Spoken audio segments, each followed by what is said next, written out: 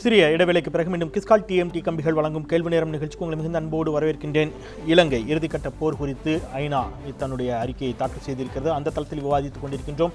அங்கே நடைபெற்றது இனப்படுகொலையா, போர் குற்றமா, இந்தியா என்ன மாதிரியான ஒரு நிலை எடுக்க இருக்கிறது, உலக விசாரணைக்கு ஆதரவு தெரிவிக்கப் போகிறதா அல்லது எந்த அழுத்தமும் இல்லாத சர்வதேச ஒரு விசாரணைக்கு இந்தியா தன்னுடைய ஆதரவை தெரிவிக்கப் போகிறதா என்ற கேள்வியோடு பயணித்துக் கொண்டிருக்கின்றோம்.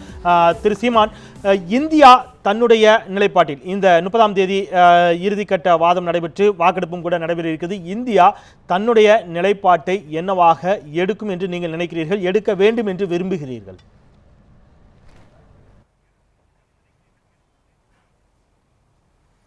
இந்தியா நிலைப்பாடு எடுக்கணும்னா இது முதல்ல உலக நாடுகளுக்கு முன்னாடி ஒரு நிலைப்பாட்டை எடுத்திருக்கணும். எடுக்க வேண்டிய நாடும் இந்தியா தான். ஏன்னா அமெரிக்கா ஒரு தீர்மானத்தை கொண்டு வருது, அதை நாங்கள் எதிர்பார்த்துக்காது. அமெரிக்காவுக்கு எனக்கு என்ன சம்மந்தம் இருக்குது? இது இந்தியா ஏன் நாடு. நாங்கள் 11 கோடிக்கு மேலே தமிழர்கள் நிறைந்து வாழ்கிறோம். எங்கள் உணர்வுக்கு மதிப்பளித்து இந்தியா தான் முதல்ல இதை முன் வச்சுருக்கணும்.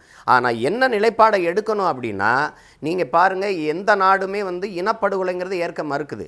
ஆனால் தமிழர்களுக்கென்று இருக்கிற வலிமையான ஒரு அரசு, தமிழ்நாடு அரசு 2 முறை இந்த கருத்தை வலியுறுத்தியிருக்கு. 2011 ஆட்சிக்கு வந்த உடனே 2 மாதத்திலே இலங்கையில் நடந்தது இனப்படுகொலை தான் என்ற தீர்மானத்தை நிறைவேற்றியிருக்கு. அதுக்கு சர்வதேச விசாரணையை கோரியிருக்கு. தனி ஈழம் அமைவதற்கும் இப்போ ஒரு பொது வாக்கெடுப்பு தேவைங்கிற கருத்தை வலியுறுத்தி தீர்மானம் போட்டிருக்கு. இப்போவும் அதே கருத்தை வலியுறுத்தி இலங்கையில் நடந்த இனப்படுகொலைக்கு ஒரு பன்னாட்டு விசாரணை வேணும்னு கேட்டிருக்கு. அதே போல் தமிழர்களுக்கு அங்கே இருக்கிற வடக்கு மாகாண அரசு, அங்கே இருக்கிற ஐயா முதல்வர் விக்னேஸ்வரனும் இந்த தீர்மானத்தை நிறைவேற்றிருக்காரு. இந்த 2 இடமும் இனப்படுகொலை என்கிற கருத்தை வலியுறுத்தியிருக்கு. இப்போ எனக்கு என்ன செய்துன்னு நான் மருத்துவர்கிட்ட வந்தால் மருத்துவர் என்கிட்ட என்ன செய்துன்னு கேட்கணும். நான் தலைவலி இல்லை காய்ச்சல், அதுக்கு தக்கனதான் மருந்தை கொடுக்கணும். நீங்கள் ஒரு மாத்திரை சாப்பிட்டு என்ன செய்துன்னு கேட்காம இதை சாப்பிட்டுட்டு போன்னு சொல்லக்கூடாது. நான் காயம்பட்டவன் நான் சொல்கிறேன், அழித்தொழிக்கப்பட்ட இனத்தின் பிள்ளைகள் நாங்கள் சொல்கிறேன் இனப்படுகொலைன்னு. அதைத்தான் இந்தியா இத்தனை கோடி தமிழ் மக்களின் உணர்வுக்கு மதிப்பளித்து இந்தியா உலகத்துக்கு முன்பு வைக்கணும். அது மனித உரிமை மீறல், அது போர் குற்றம். இந்த மாதிரி சொல்லுவதை ஏற்க முடியாது. நாங்கள் சொல்கிறது அந்த போரே குற்றம்னு தான். ஒரு நாடு தன் இராணுவ பலத்தை வைத்து அந்த நாட்டிலே வாழ்கிற அந்த ஒரு இன மக்களை அழித்து ஒழிச்சிருக்குங்கிறதா நாங்கள் உலகத்துக்கு முன்பு சொல்ல விரும்புகிறோம். நான் மீண்டும் வருகிறேன். நம்முடைய மூத்த ஊடகவியலாளர் திரு மகாலிங்கம் சிவம் அவர்கள் லண்டனிலிருந்து இணைந்திருக்கிறார். திரு சிவம், இந்தியா ஒருவேளை பெரும்பாலானவர்களுடைய கருத்து என்பது இந்தியா நிச்சயமாக ஒரு சர்வதேச விசாரணையை ஆதரிக்காது என்பதுதான் பெரும்பாலானவர்களுடைய கருத்தாக இருக்கிறது. அதற்காக சொல்லக்கூடிய காரணிகளில் ஒன்று சுட்டிக்காட்டிய லதன் அவர்கள் சுட்டிக்காட்டியது போல கருணாவே கூட சில இடங்களில் பதிவு செய்கிறார், இந்தியாவும் இந்த போரை நடத்துவதற்கு உதவி செய்தது அப்படின்னு. ஏற்கனவே இலங்கையில் இருந்தக்கூடிய பல முன்னணி இலங்கையினுடைய அமைச்சர்கள், தலைவர்கள் சொல்லக்கூடிய கருத்து என்பது இந்தியாதான் முன்னின்று போரை நடத்தியது, இந்தியாவினுடைய போரைத்தான் நாங்கள் நடத்தினோம் என்ற வாக்குமூலங்கள் எல்லாம் அவர்கள் கொடுத்திருக்கிறார்கள். சர்வதேச விசாரணைக்கு இந்தியா ஆதரவளித்தால் அது இந்தியாவிற்கு எதிராகவும் திரும்பக்கூடும் என்ற அச்சம்தான் அவர்கள் அதை மறுப்பதற்கு காரணம் என்று சொல்லக்கூடிய வாதத்தை நீங்கள் எப்படி பார்க்கிறீர்கள்?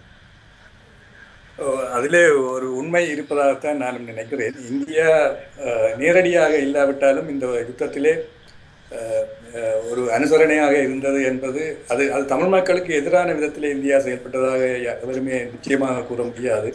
ஆனால் ஒரு அரசியல், ஒரு சர்வதேச அந்த அரசியல் கேந்திர நிலையத்திலே அந்த இந்தியாவுடைய இலங்கை அமைந்த அந்த ஜியோகிராபிக்கல் நிலைமையிலே இந்தியா, தமிழீழ விடுதலை புலிகள் இந்தியாவுக்கு ஒரு அச்சுறுத்தலாக மாறக்கூடிய அன்று அந்த நினைப்பிலே விடுதலை புலிகளுக்கு எதிரான விதத்திலே தான் இந்தியா தன்னுடைய நடவடிக்கையை இந்த யுத்தத்திலே இலங்கை அரசுக்கு அனுசரணையாக இருந்தது என்பது நிச்சயமாக புரிந்து கொள்ளக்கூடியது. அது அப்படித்தான் இருக்கும் என்று நம்பலாம். ஆகவே அந்த விதத்திலே ஒரு சர்வதேச விசாரணைக்கு இந்தியா ஒரு யதார்த்த ரீதியிலே பார்க்கும்போது அது அனுசரணையாக இருக்கும் என்று எதிர்பார்க்க முடியாது. ஆனால் இப்பொழுது இந்த ஐநா அறிக்கையிலே சுட்டிக்காட்டிய 2ம் கலந்த ஒரு சர்வதேசமும் உள்நாட்டு விசாரணையுமான அந்த நிலைக்கு, அந்த அறிக்கைக்கு இந்தியா ஒரு ஆதரவு வழங்கும் என்றுதான் சர்வதேச உள்நாட்டு விசாரணைக்கு இந்தியா ஆதரவு அளிக்கும் அப்படின்னு நீங்க நம்புறீங்க. ஆனா அமெரிக்கா பல முறை இதில் ஆர்வம் காட்டிய அமெரிக்கா இன்றைக்கு அது ஒரு யூட்டர்ன் எடுத்துக்கக்கூடிய ஒரு சூழலுக்கு அங்கே ஏற்கனவே வைக்கப்பட்ட வாதம் என்பது ஆட்சி மாற்றம் என்பது ராஜபக்சே சைனாவிற்கான ஆதரவாளர், ரணில் விக்ரமசிங்கே அமெரிக்காவிற்கான ஆதரவாளர், இதில் யாரை கொண்டு வருவது என்பதுதான் அமெரிக்காவினுடைய நோக்கமாக இருக்கிறது. ராஜபக்சேவை நீக்கிவிட்டு தனக்கான ஒரு மனிதரை ரணில் விக்ரமசிங்கவை அங்கே அமர்த்த வேண்டும் பதவியில் என்பது மட்டுமே நோக்கமாக இருக்கிறது. அவர்கள் அதை செய்த பிறகு இந்த தீர்மானத்திலிருந்து மாறுவார்கள் என்று பல நேரங்களில் தமிழ் தேசியவாதிகள் கருத்தை முன்வைத்தார்கள். இன்றைக்கு அது உண்மையாக இருக்கிறது என்று நீங்கள் நினைக்கிறீர்களா? ஏன்னா அமெரிக்கா ஒரு யூட்டர்ன் எடுக்கிறாங்க. ஆமாம், அது நிகழ்ந்திருக்கிறது. ஆனால் இதிலே இன்னொன்றை நாம் பார்க்க வேண்டும். இப்பொழுது இந்த ஏற்பட்டிருக்கின்ற இந்த அறிக்கை இந்தியா அமெரிக்கா எடுத்திருந்த நிலைப்பாட்டினாலே தமிழர்களுடைய ஒரு அரசியல் தீர்வுக்கு ஒரு ஏற்படக்கூடிய ஒரு வெளிச்சம் ஒரு நம்பிக்கை தென்படுகிறது ஏற்படுத்தும் அப்படின்னு நினைக்கிறீங்க? நான் மீண்டும் வருகிறேன். இப்போ திரு முராரி, அடிப்படையில் நான் பண்ணிட்டு ஒரு கேள்வி வச்சிருந்தேன், அதுக்கான பதிலை நீங்கள் சொல்ல முற்பட்டீங்க.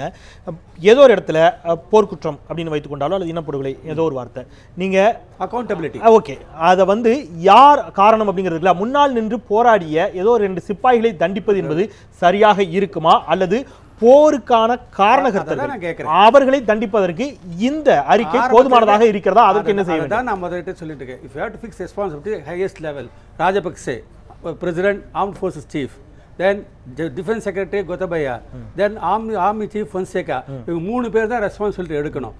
இது நடக்கக்கூடிய காரியமான்னு நான் கேட்டேன். நடந்திருக்கு. இதில் ரொமேனியன் இது பண்ணியிருக்காங்க, அதே மாதிரி யுகோஸ்லாவியல் பிரசிடென்ட்டும் பண்ணியிருக்காங்க, வார் கிரைம் ட்ரை பண்ணியிருக்காங்க. இந்த ஜியோபொலிட்டிக்கல் சுச்சுவேஷனில் ஸ்ரீலங்காவில் அது நடக்காது, யதார்த்தம் இல்லை. இதுதான் நான் சொல்லிட்டு இருந்தேன். இதை விட்டுட்டு நான் சொல்ல குறைந்தபட்சம் நீங்கள் சொல்லக்கூடிய விஷயங்களை அதோடு இணைந்த கேள்விதான். நீங்கள் சொல்லக்கூடிய விஷயங்களை செய்வதற்காகவாது, அதாவது ராஜபக்சே, கோத்தபய, பொன்சேகா உள்ளிட்டவர்களை தண்டிப்பதற்காகவாவது இந்தியா தன்னுடைய அழுத்தத்தை கொடுத்து அதற்கேற்ற காய்களை நகர்த்தணும் அப்படிங்கிற ஒரு எதிர்பார்ப்பு இருப்பதில் என்ன தவறு? அதை செய்ய இந்தியா மறுக்கிறது அப்படிங்கிறத நீங்க ஏற்றுப்பீங்களா? இந்தியா என்ன பண்ணாங்கன்னா, இதே ராஜபக்சா இந்தியா சப்போர்ட் பண்ணாங்க. இன்டர்நேஷனல் ப்ரெஷர் வராமல் அவரே ஒத்துட்டு இருக்காரு. நான் இந்த LTTE against war won because of support from India. அவங்க தான் இன்டர்நேஷனல் சப்போர்ட் வராமல் ப்ரெஷர் வராமல் தடுத்தாங்கன்னு ஒத்துட்டு இருக்காங்க. லாஜிஸ்டிக் சப்போர்ட் கொடுத்தாங்க, ஆர்ம்ஸ் கொடுக்கல, ரேடார்ஸ் கொடுத்தாங்க.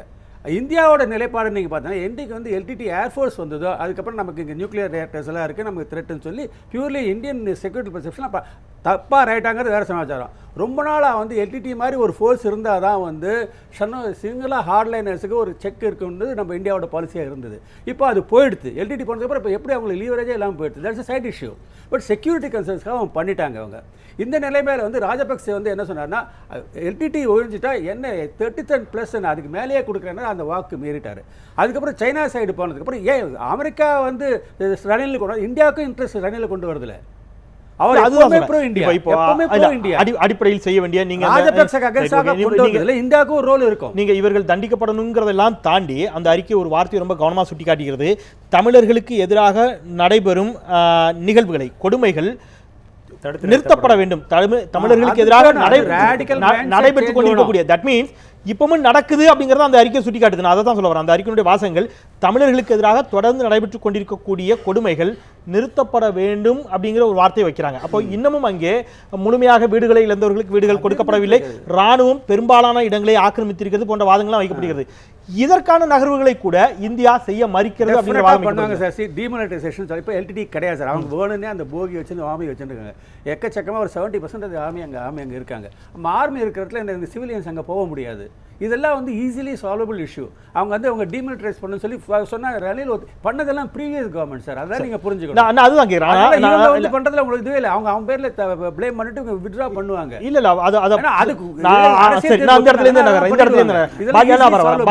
பாஜக நீங்க அது நட்பு ரீதியாக வாழ்த்து தெரிவித்தார் அப்படிங்க. ராஜபக்சேவுக்கு வாழ்த்து தெரிவித்த பொழுது வெற்றி பெற வேண்டும் என்று வாழ்த்து தெரிவித்த பொழுது நட்பு ரீதியாக வாழ்த்து தெரிவித்தார் அப்படிங்கிறீங்க. ஆனா நட்பு ரீதியாக கூட நம்ம இங்க இருக்கக்கூடிய பல விஷயங்களில் பாகிஸ்தானோடு உண்டான பேச்சுவார்த்தைகள் நம்ம தவிர்க்க தான் செய்யறோம். அது ஒருபுறம் இருக்கட்டும்.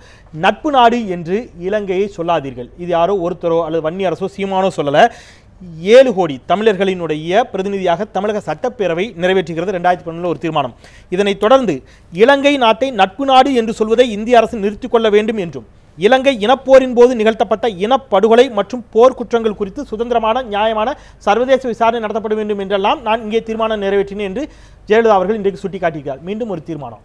எத்தனை தீர்மானத்தை நிறைவேற்றி ஒட்டுமொத்த தமிழகம் இணைந்து குரல் கொடுத்தாலும் இந்திய அரசு ஏன் அதற்கு செவி மடுக்க மறுக்கிறது? சார், நீங்கள் அப்போ என்ன நம்முடைய ரிலேஷன்ஷிப் வித் ஸ்ரீலங்காவை கம்ப்ளீட்டாக கட் பண்ணிடணும். ஏன் பாகிஸ்தான்ல கட் பண்ணிட்டீங்களே? யாரு பாகிஸ்தானோட கட் பண்ணல? இல்லை அதுலேயும் இன்னும் தொடர்பு இருக்கு. நீங்கள் இன்னும் ட்ரேடு தொடர்பெல்லாம் நிறைய இருந்து கொண்டு இருக்கின்றது. இல்ல ஆகவே அது அப்படி அர்த்தம் இல்லை. உடனே கம்ப்ளீட்டாக ராஜ்ஜிய உறவுகள் இருக்கத்தான் செய்யணும். அதில் தொய்வுகள் ஏற்பட்டு கொண்டிருக்கணும் அப்பப்போ. அதே போல் ஸ்ரீலங்காவோட நாம் வந்து தொடர்பு கட் பண்ணணும் அப்படிங்கிற மாதிரி இங்கே இதெல்லாம் நடக்காத சமாச்சாரம். இல்ல ரெண்டு விஷயம். ஆகவே நீங்க வந்து இவங்க ரெசல்யூஷன்லாம் பாஸ் பண்ணிடுங்க. நான் ஒரு சின்ன புள்ளியில அதை சுருக்கி பார்க்க விரும்புறேன். நீங்க சொல்லக்கூடிய கருத்தை உள்வாங்கிக் கொள்கிறேன். நம்ம வந்து இலங்கையை அப்படி தனிமைப்படுத்த முடியாது என்பதற்கான உலகளாவிய அரசியலோட நான் இணைஞ்சே பார்க்க தயாரா இருக்கிறேன். ஆனா என்னுடைய கேள்வி என்பது, அவர் முராரி தெளிவா ஒரு விஷயத்தை குறிப்பிட்டார். நீங்க இருக்கக்கூடிய போரை முன்னிட்டு நடத்திய ஏதோ 2 சிப்பாயை போய் தண்டிப்பது அல்ல நோக்கம்.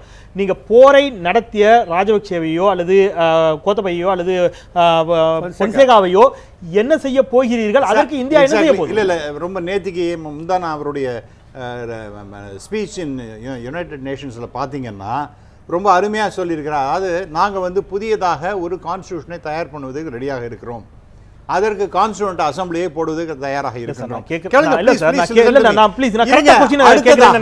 நான் தெளிவா இல்ல நான் கேக்குறது, நீங்க இனிமே என்ன செய்ய போறீங்கங்கறத விட்டுருங்க சார். அதான் நான் சொல்றேன். அப்ப இல்ல சார் நான் கேக்குறது சார், இப்ப பேசுறது அத வந்து என்ன சொல்றாருன்னா, யுனைடெட் நேஷன்ஸோட ஹியூமன் ரைட்ஸ் ஜெனரல் செக்ரட்டரி என்ன சொல்லுகின்றார்னா, இது ரொம்ப நல்ல விதமாக இவர் பேசுகின்றார்.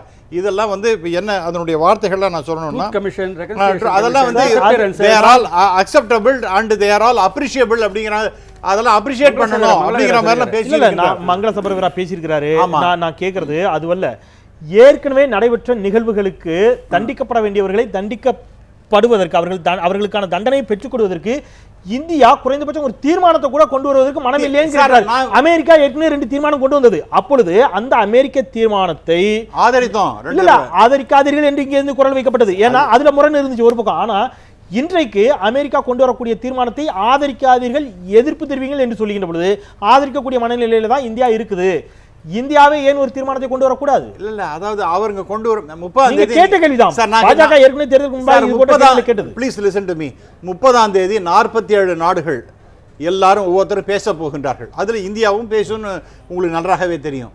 அடுத்ததாக நாம் என்ஜிஓ என்று சொல்லப்படுகின்ற அவர்களெல்லாம் கூட அதுல இன்வால்வ் இருக்கிறவங்கெல்லாம் கூட பேச போன, குறிப்பாக தமிழகத்திலேருந்து இந்த இவங்கெல்லாம் பேசுறாரு. டாக்டர் அன்புமணி ராமதாஸ் கூட பேசுவதற்காக